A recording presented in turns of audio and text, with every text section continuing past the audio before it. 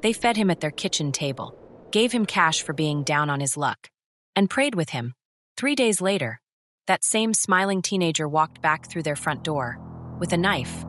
A quiet, tree-lined street in rural Tennessee. The kind of place where neighbors borrow sugar, kids sell lemonade, and everyone feels safe. At the heart of it all, Bill and Peggy Stephenson, retired, devoted to their church, the sort of couple who'd give you the shirt off their back.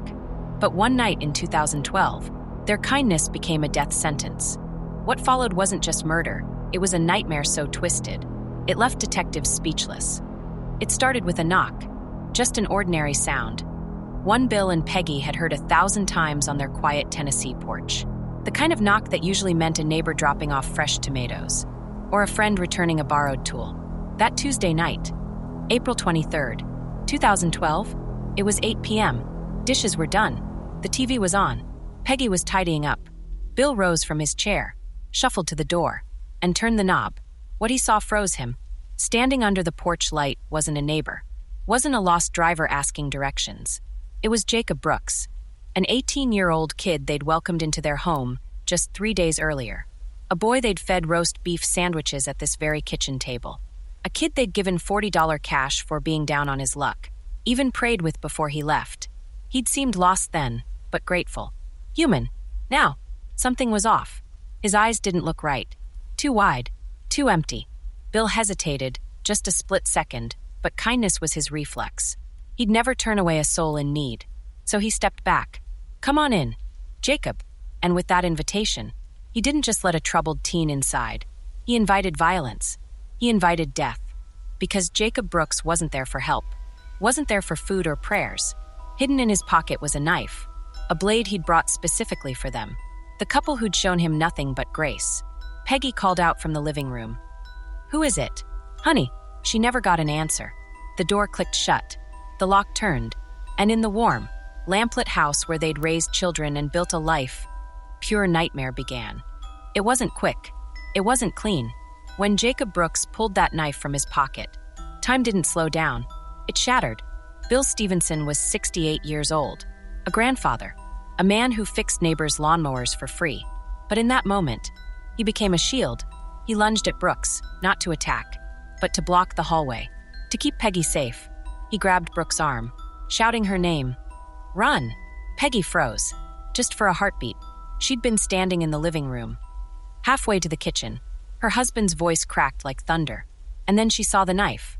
Saw Jacob, the boy she'd made sandwiches for 3 days ago, slashing wildly at Bill. Blood bloomed on Bill's shirt. Peggy didn't scream. She turned, ran down the hallway toward their bedroom. Maybe she thought she could lock the door. Call 911. Save them both. Brooks was faster. He shoved Bill against the wall.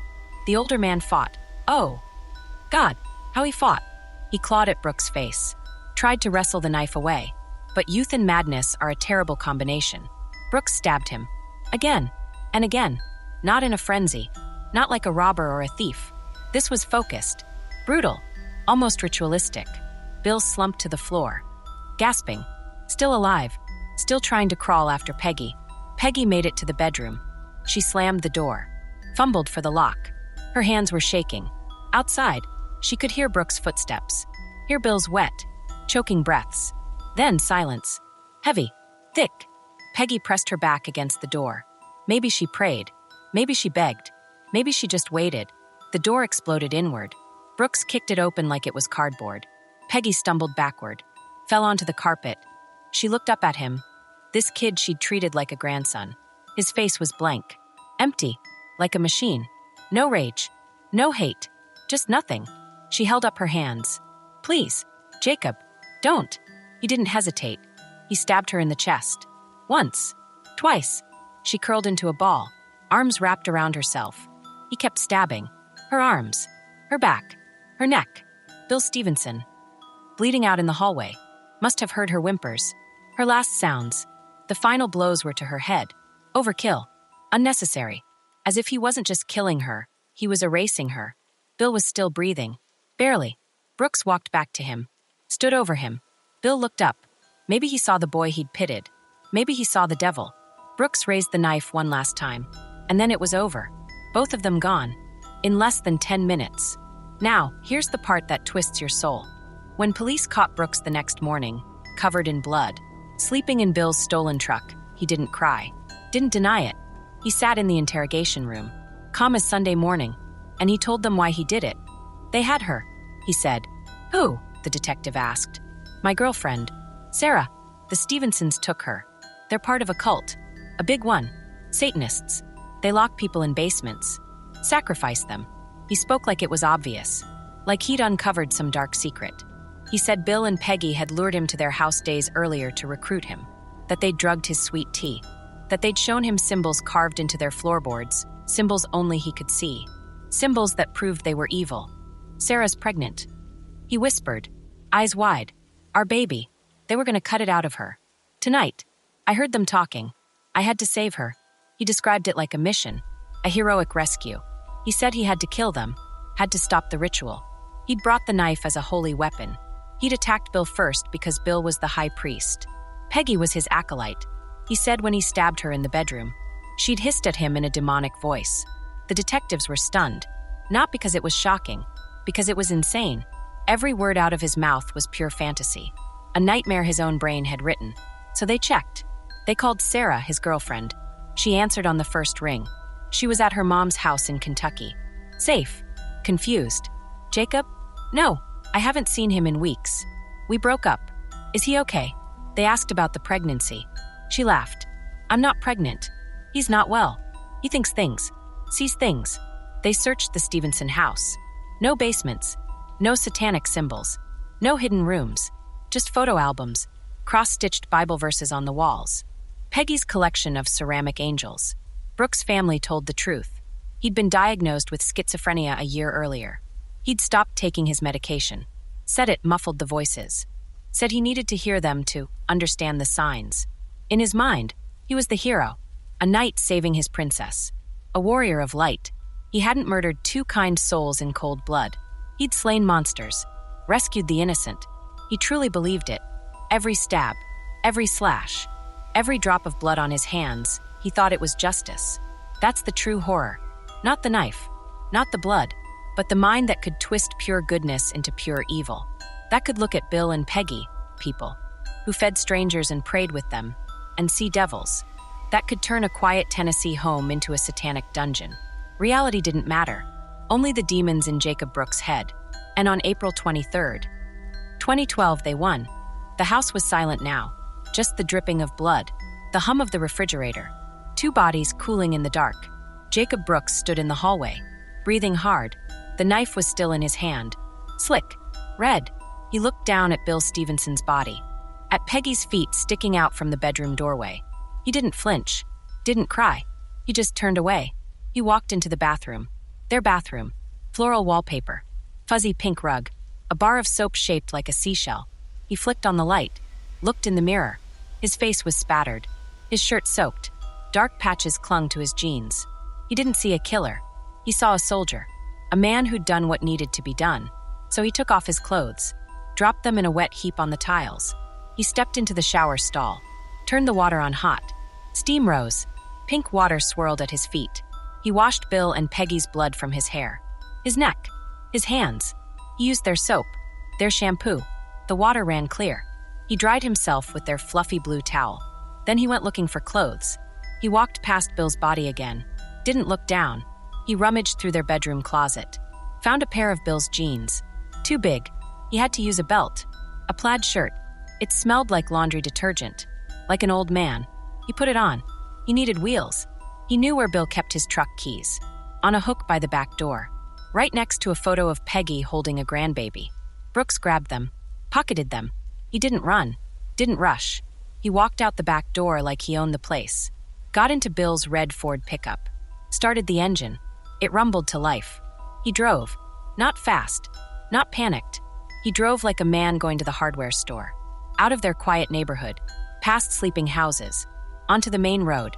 The radio played country music. He didn't change the station. He just drove, aimless, empty. An hour later, he pulled into a Walmart parking lot. It was huge, bright under the orange streetlights, half empty at midnight. He parked way at the back, away from other cars, turned off the engine, leaned the seat back, closed his eyes. and fell asleep, just like that, as if he hadn't carved up 2 human beings hours before. As if the truck he slept in wasn't stolen from a dead man. He slept deeply, dreamlessly, while Bill and Peggy's daughter tried calling her parents. Got no answer. Worry turned to panic. She called a neighbor. "Can you check? Something feels wrong." The neighbor drove over, saw the front door slightly open, the hallway light on. He called 911. Police arrived fast. The scene was horrific. Blood everywhere. Signs of a terrible struggle. And no sign of the killer. But there were clues. Footprints in blood leading to the bathroom. The wet towel on the floor. The pile of bloody clothes. And the missing truck. An APB went out.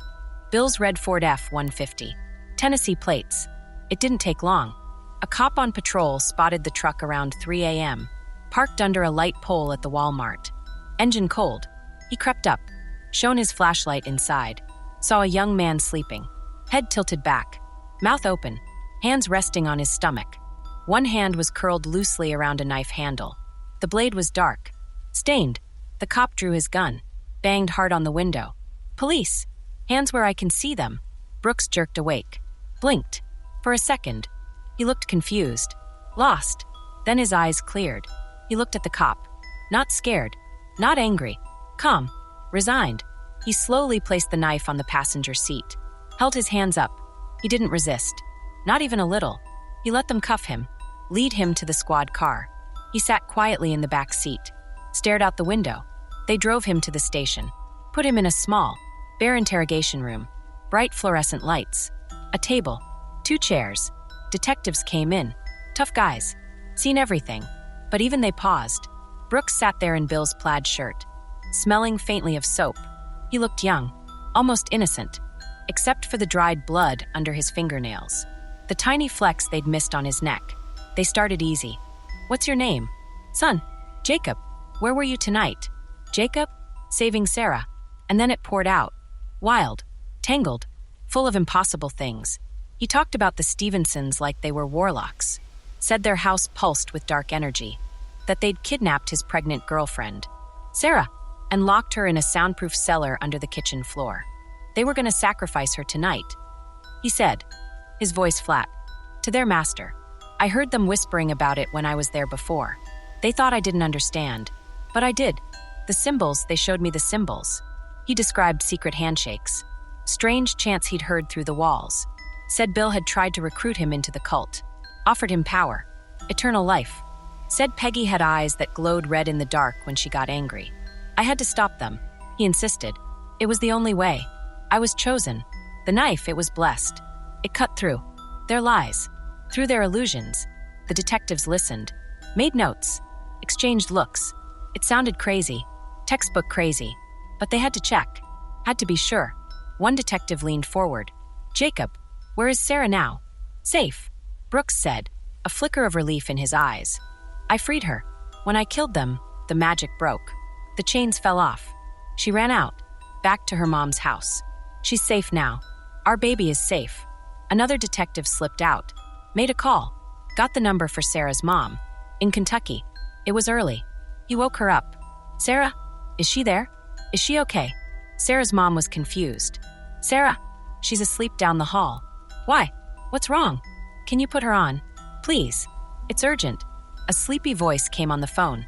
"Hello, Sarah, this is Detective Miller. Do you know Jacob Brooks?" "Jacob? Yeah, we dated. Briefly." "Why? Have you seen him recently? Talked to him?" "No, not for weeks. We broke up. Is he okay? He's not always stable. He says you're pregnant." Sarah actually laughed. A tired, bewildered sound. "Pregnant? No way. Absolutely not. Jacob, he gets ideas. Sometimes he believes things that aren't real. Did he do something?" Back in the interrogation room, the detective put his phone down, looked straight at Brooks. "Jacob, Sarah's fine. She's at home. In bed. She's not pregnant." Brooks stared. For the first time, his calm cracked. Just a little. A flicker of doubt in his eyes. "No, that's not. They tricked you. The cult, they have people everywhere. Even cops. They're lying." His voice rose. Panic edged in. The detective pushed gently. "Jacob, is it possible, just possible, that you got confused? That maybe the things you saw weren't real?" Silence. Long, heavy. Brooks looked down at his hands, at Bill's two big shirt sleeves covering his wrists. He didn't see a hero anymore. He saw blood he couldn't wash off. His shoulders slumped. The fight drained out of him. The grand mission, the demons, the satanic symbols, it all crumbled. What was left was just a sick, scared kid, lost inside a broken mind. I heard the voices. He whispered, so low they almost missed it. They told me I had to save her. They were so loud, so sure. He looked up, his eyes finally clear and full of a terrible, dawning horror. Did I hurt them? Did I hurt Bill and Peggy? That was the moment. The unraveling was complete. Not a cult leader, not a demon slayer, just Jacob Brooks, a teenager drowning in psychosis, believing a delusion so fiercely, it led him to butcher two of the kindest people he'd ever meet. Convinced, right until the truth cracked open in that cold, bright room, that he was the hero of the story. Dawn broke over Tennessee, but not over Maple Street. Not that Tuesday morning. Police cars lined the road, lights flashing, silent. Neighbors stood on their porches, in bathrobes, curlers in hair, cups of coffee cooling in their hands. They stared at Bill and Peggy's house. Yellow tape crisscrossed the front door, dark smudges on the porch floor. Blood? Their minds recoiled. No, not here. Not Bill and Peggy. The whispers started, quiet at first, then louder. Did you hear? They're gone. Both of them. People huddled together, clutching arms, crying openly. Bill Stephenson fixed Mrs. Henderson's porch swing last spring. Peggy brought homemade chicken soup when Mr. Davies had the flu. They were the glue, the quiet, steady heartbeat of the street. And now, silence. A terrible, gaping hole. Then came the rumor. A name, slipping from lips like poison. Jacob Brooks. The boy. The skinny kid Peggy fed on her back porch just last week. The one Bill gave $20 to sweep his garage. Him. Denial hit first. No, can't be. He seemed lost, not dangerous. Peggy felt sorry for him. Then, the chilling realization. They'd all seen him, walking down Maple Street, sitting on the Stephenson steps, eating a sandwich Peggy handed him. He wasn't a stranger. He wasn't some masked monster breaking in from the outside. He was the boy they'd ignored, the kid they'd maybe thought was just a little off. Now he was the killer who'd butchered their friends in their own home. Imagine being the neighbor who called 911, seeing that open door, walking inside, finding the horror, the smell, the blood, Bill's body. He'd have nightmares for the rest of his life. The image burned onto his eyelids. Imagine being the woman across the street, who waved at Peggy just hours before, who saw a young man knock on their door around 8 p.m., saw Bill let him in, thought nothing of it, just another soul the Stephensons were helping. How could she know she was watching death walk through that door? How many times would she replay that moment? Wishing she'd shouted? Wishing she'd run over? The fear was instant, deep, primal. If they weren't safe, who was? Doors that were always unlocked got deadbolts. Curtains stayed drawn. People looked twice at every unfamiliar face. Every knock on the door became a threat. The trust that made Maple Street feel like home? Gone. Evaporated overnight. Replaced by a cold, constant dread. It could happen here. It did happen here. But the nightmare spread wider. It reached another home. A modest house 20 miles away, where Jacob Brooks' family lived. His mother answered the phone. Police on the line. Her son. Arrested. Murder. 2 people. Names she didn't know. Her knees buckled. She sank to the floor. Jacob? Her Jacob? Quiet Jacob? Confused Jacob? They knew. Oh, they knew he was sick. Diagnosed. Schizophrenia. A year of doctors. Medication he hated. The voices he heard. The things he saw that weren't there. The fear in his eyes sometimes. They'd tried. God knows they'd tried. Doctor's appointments. Therapy. Pleading with him to take his pills. Please, Jacob. It helps. But he'd push back. They mute the truth. Mom, I need to hear.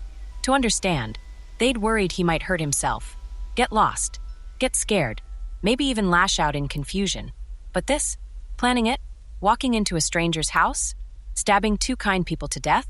Taking a shower afterward? Stealing a truck? It was unthinkable. A monster they didn't recognize. Yet it was their son. Their flesh and blood. How do you grieve for that? How do you mourn the victims, Bill and Peggy? People you never knew, while your own child sits in a jail cell, accused of destroying them. How do you reconcile the baby you rocked? The boy who played catch. with the young man who plunged a knife into a grandmother's chest. The guilt was crushing. We should have forced him. We should have watched him closer. We should have. 1,000 should haves haunted them. Could they have stopped it? Was there a sign they missed? A moment they failed him? The weight was suffocating. They loved their son. They were terrified of him. They mourned the future he'd lost. They were shattered by the evil he'd done. The town felt it too. A double tragedy. 2 families destroyed. The Stephensons, brutally taken. The Brookses, left drowning in shame and sorrow. People didn't know what to say. Who to blame? The sick boy?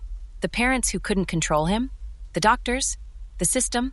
The whispers now included them. Did you hear his family knew he was crazy? Why didn't they lock him up? Judgment mixed with pity. It was messy. Ugly. The Stephensons' funeral was packed. Standing room only. Tears flowed freely.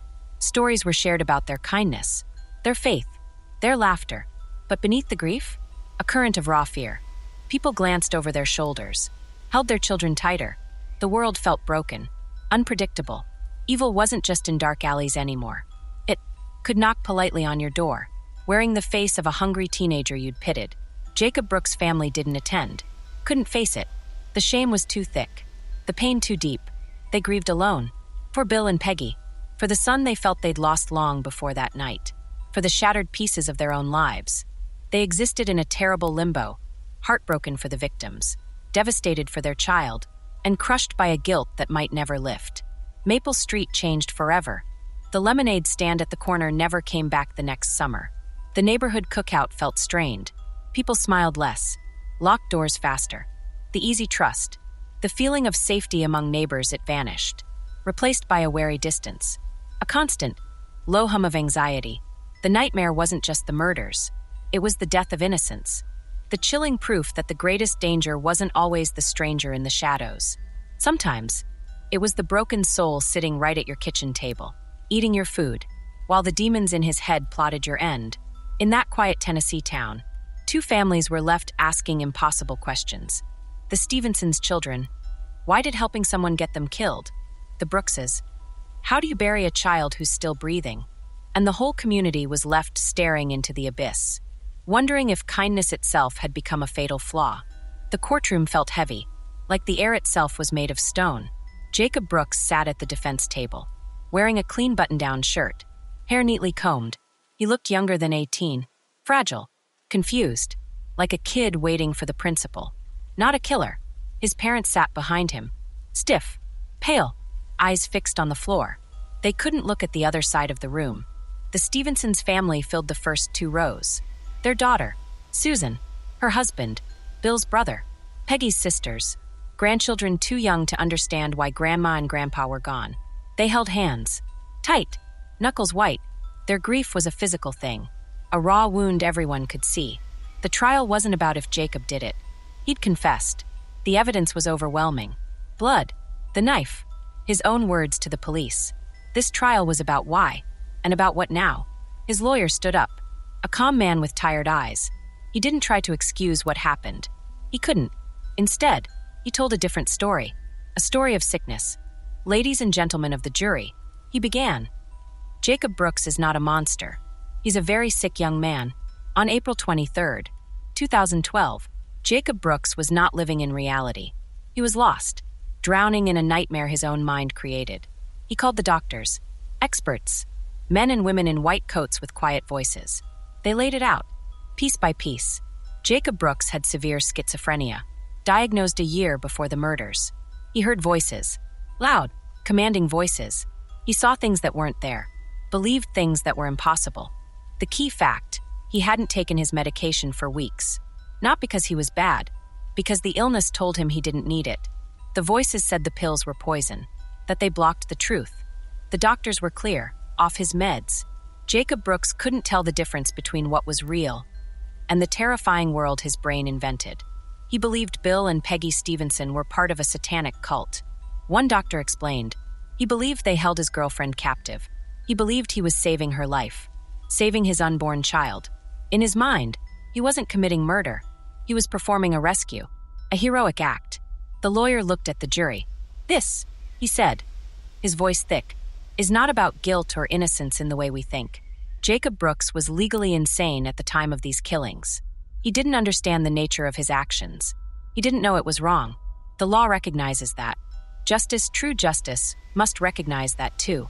He pleaded for understanding, for treatment, not punishment, for Jacob to be sent to a secure mental hospital. For life. He needs help. He needs to be kept where he can never hurt anyone again. But prison? For a mind this broken? It solves nothing. It heals no one. Then, the prosecution stood, a woman with a sharp gaze and a voice like gravel. She didn't talk about sickness. She talked about Peggy Stephenson. "Let me tell you about Peggy's final moments," she said, quiet but cutting. She ran. She ran down that hallway. She made it to her bedroom. She slammed the door. She tried to lock it. Her hands were shaking. Imagine that terror. The footsteps coming. Her husband already dying, just feet away. She walked slowly toward the jury. Peggy fell. Onto the carpet. Right there. In the room where she slept. Where she felt safe. She looked up. Saw Jacob Brooks. The boy she'd fed. The boy she'd prayed with. And she begged him. "Please, Jacob, don't." The prosecutor paused, letting those words hang. "Please, Jacob, don't." That's what Peggy Stephenson said. Her last words. A plea for mercy. From a woman who showed him nothing but kindness. And what did Jacob Brooks do? He plunged a knife into her chest. Not once. Not twice. Over and over. He stabbed her arms when she tried to shield herself. He stabbed her back as she curled up. He stabbed her neck. Her head. He butchered her. She turned sharply toward Brooks. Insanity. Her voice cracked with scorn. He knew enough to shower afterward. To steal Bill's clothes. To steal Bill's truck. To drive to Walmart. To hide. He knew enough to try and cover his tracks. He knew it was wrong. He just didn't care. The Stephensons' kindness was their only crime. And they paid for it with their lives. She showed the pictures. Not of the bodies, but of Bill and Peggy alive. Bill fixing a bike for a neighbor kid. Peggy arranging flowers at the church altar. Their smiling faces at a family barbecue. These were real people, she said. Her voice thick. Full of life. Full of love. Taken. Brutally. Savagely. Justice demands he pay. It demands life. Without parole. Without hope. The jury listened. For days. They heard the doctors. They heard the terrible details. They looked at Jacob Brooks, sometimes vacant, sometimes weeping silently. They looked at Susan Stephenson, holding a photo of her parents. Her face etched with pain. They struggled. You could see it. The conflict between the head and the heart. The medical facts said one thing. The image of Peggy begging for her life said another. Could they really let him walk away from prison? Call it treatment? After that, deliberation took hours. Not days. Hours. When they returned, the courtroom was silent. You could hear a pin drop. The foreman stood. On the charge of the murder of William Stephenson, we find the defendant. Guilty. On the charge of the murder of Margaret Stephenson, we find the defendant. Guilty. The sentence? Life in prison, without the possibility of parole. Ever. No one cheered. No sighs of relief. Just a heavy, crushing silence. Jacob Brooks showed no reaction. Just blinked slowly. His mother let out a choked sob, buried her face in her hands. His father stared straight ahead, hollow-eyed. Susan Stephenson stood up. She faced the judge. Her voice, when it came, was clear, stronger than anyone expected, filled with a grief that would never fade. "Your Honor," she said, "life in prison, it doesn't bring them back. It doesn't explain it. My parents, they were good people. They helped everyone. They saw a lost boy and they gave him food. Money, shelter, prayers. They opened their door, and he destroyed them." She took a shaky breath, looked directly at Jacob Brooks. Not with hate, with utter, incomprehensible sorrow. "Why?" she asked, the word echoing in the silent room. Why did they have to die, helping someone? The judge had no answer. The lawyers had no answer. The doctors had no answer. Jacob Brooks just stared at the table. The question hung there, raw, unanswered, unanswerable. Justice had been served. On paper, guilty, locked away forever.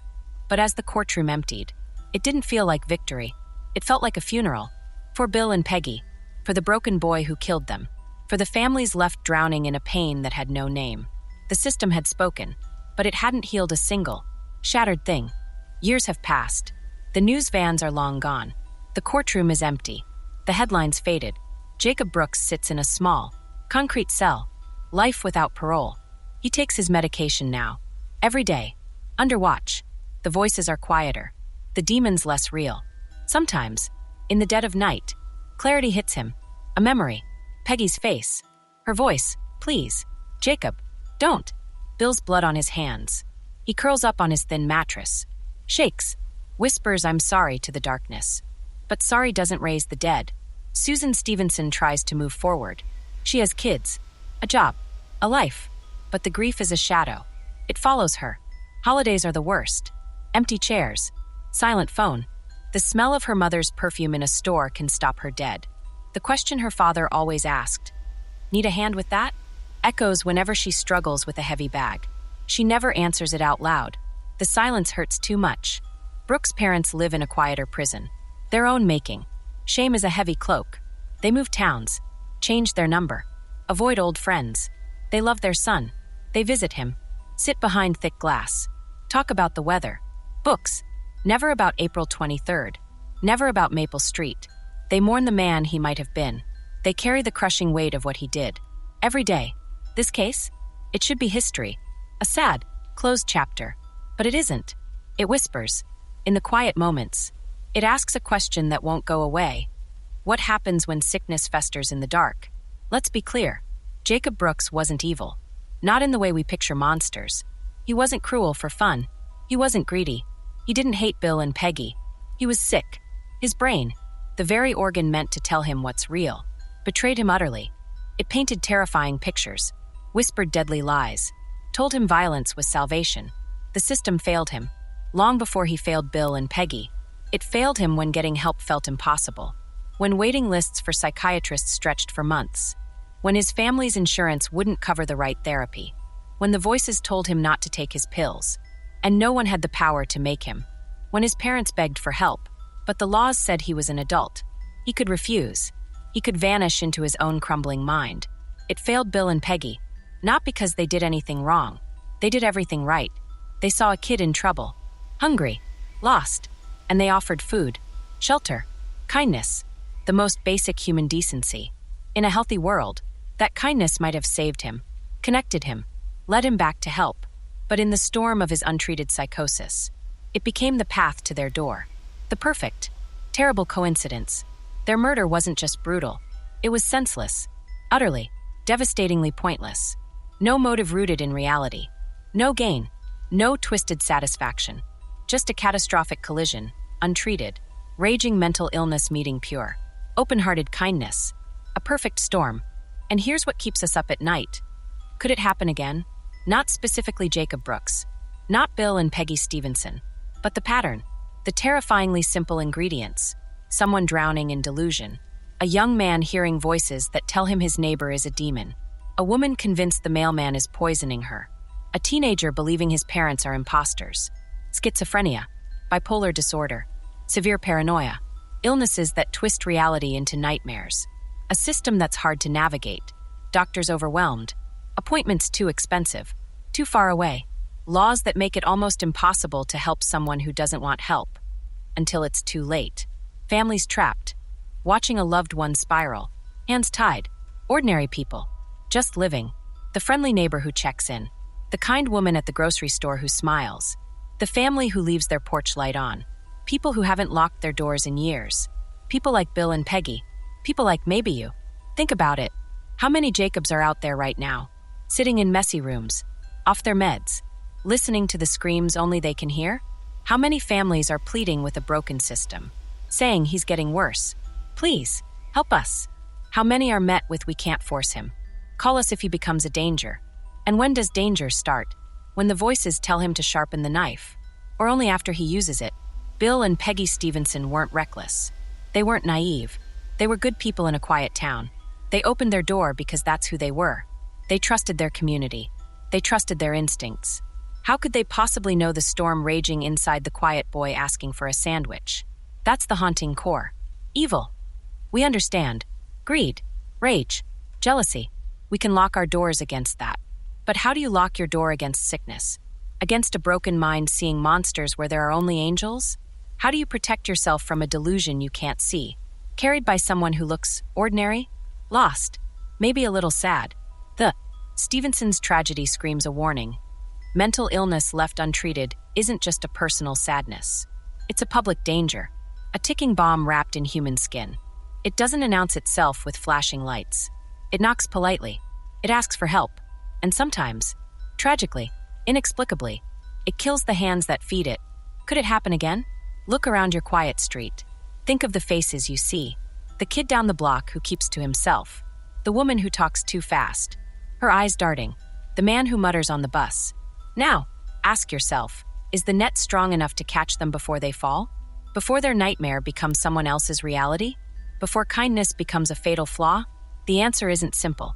It's tangled in laws, money, stigma, fear. But the question hangs heavy in the air, years after the blood was washed away. A question born in a Tennessee living room, echoing in every town, on every street. How many broken minds are walking among us right now? And whose door will they knock on next? It only takes one unanswered cry for help, one gap in a fractured system, one moment where delusion meets an open door. Bill and Peggy Stevenson's legacy isn't just their kindness.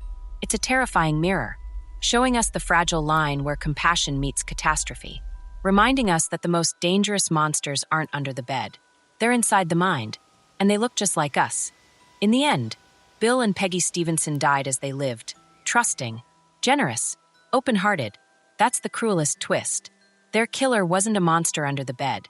He was a broken boy they tried to save. Maybe that's why this story claws at us. It forces us to stare into the abyss where humanity and madness collide and wonder if light can ever truly win.